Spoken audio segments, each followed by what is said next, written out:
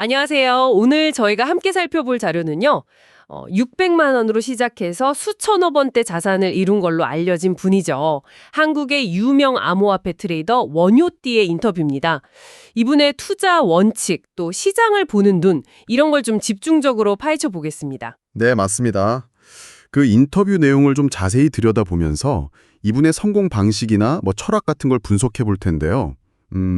특히 좀 불확실한 상황에서 결정을 내려야 하는 분들, 아니면 그냥 트레이딩 세계가 궁금하신 분들께도 뭔가 좀 유용한 통찰을 드리는 게 이번 시간 목표입니다. 좋습니다. 그럼 바로 본론으로 들어가서 이분의 성공 핵심 뭘까요? 인터뷰 보니까 시장을 항상 의심하는 태도, 그리고 특정 포지션에 감정적으로 얽매이지 않는 것, 이걸 강조하더라고요. 그리고 절대 전 재산을 걸지 않는다, 이것도요. 네, 여기서 진짜 주목할 부분이 바로 그 리스크 관리에 대한 철저함입니다. 어떤 거래를 하던 총 자산의 30% 이상 손실은 절대 안 본다. 그리고 레버리지, 그러니까 빌린 돈으로 투자하는 거 있잖아요. 네네, 레버리지. 그건 최대 1.5배에서 2배를 넘기지 않았다고 해요. 이게 사실 암호화폐 시장 변동성 생각하면 이걸 지킨다는 게 대단한 거죠. 그쵸. 보통 고위험 고수익 생각하는데 완전 반대네요. 맞아요. 단기 고수익 유혹을 이겨내는 뭐랄까 절제력이 보이는 지표죠. 단순히 그냥 좋은 매수 타이밍 잡는 것보다 이런 위험 관리가 진짜 실력이다 이렇게 보는 겁니다. 듣고 보니 그러네요. 그런 신중함이 거래소 선택에서도 보이던데요. 어느 거래소든 문제가 생길 수 있다. 이걸 전제로 자산을 좀 나눠둔다고 하죠. 네, FTX 사태 언급하면서 한 곳만 믿는 건 위험하다고 딱 경계하더라고요. 분산 투자의 중요성을 보여주는 거죠. 그럼 실제 매매 방식은 어땠을까요? 주로 이제 저배율 차트 매매를 기본으로 삼는다고 해요. 그러니까 가격 그래프 패턴 분석을 기반으로 하되 빌린 돈은 거의 안 쓰는 약간 안정적인 접근인 거죠. 차트 분석 위주로. 네, 과거에는 특히 기술적 분석을 중시했는데 그 이유가 뭐냐면 개인이 엄청난 호재나 악재 정보를 미리 알기 어렵잖아요. 그렇죠. 정보 비대칭이 심하니까. 네, 그래서 그런 정보보다는 시장 참여자들의 심리, 그 분위기가 가격에 더 직접적으로 영향을 주는 경우가 많았기 때문이라고 설명을 합니다. 그런데 여기서 또 흥미로운 지점이 나와요. 2021년 이후로 암호화폐 시장이 좀 제도권으로 들어오려는 움직임도 보이고 주식시장이랑 비슷하게 움직이기 시작하니까 네, 맞아요. 기술적 분석만으로는 좀 한계가 보이는 것 같다고 솔직하게 인정하더라고요. 네, 바로 그 지점이 중요합니다. 이게 암호화폐 시장의 성격이 변하고 있다는 걸 딱 보여주는 거거든요. 주식이랑 비슷하게 움직이기 시작하면서 이제 개별 코인 차트만 봐서는 예를 들어 금리 변화 같은 거시경제의 큰 흐름이 시장 전체에 미치는 영향을 다 파악하기가 어려워진 거죠. 시장이 커지고 복잡해지면서 분석 방법도 달라져야 한다는 거군요. 그렇죠.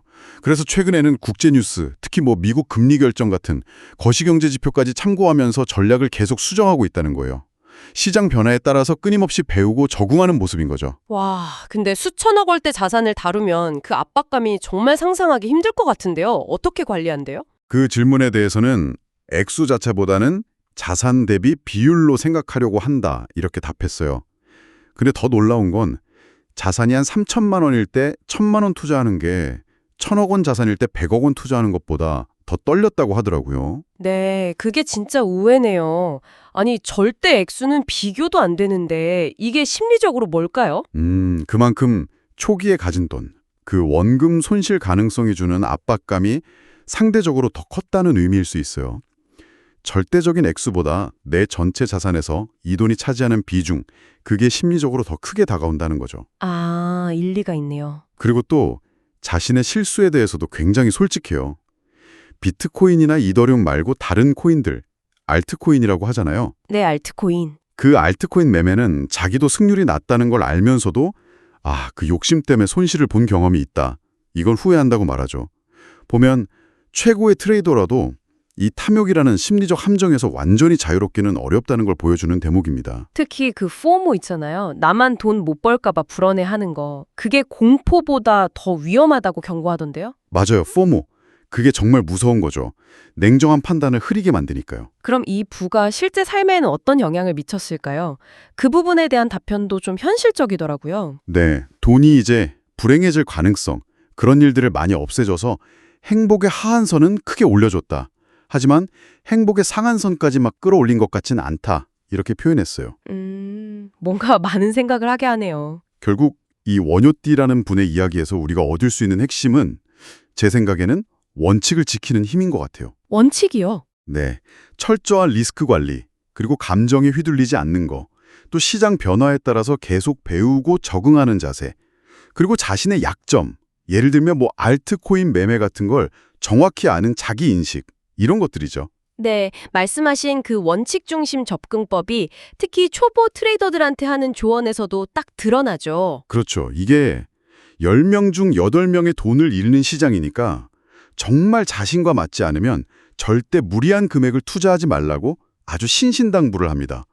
운도 물론 따라야 하지만 결국에는 리스크 관리 능력을 포함한 실력 싸움이다. 이게 그의 관점인 거죠. 와, 정말 최고의 자리에 오른 트레이더 중 한 명의 생각을 이렇게 깊게 들여다볼 수 있어서 아주 흥미로운 시간이었습니다.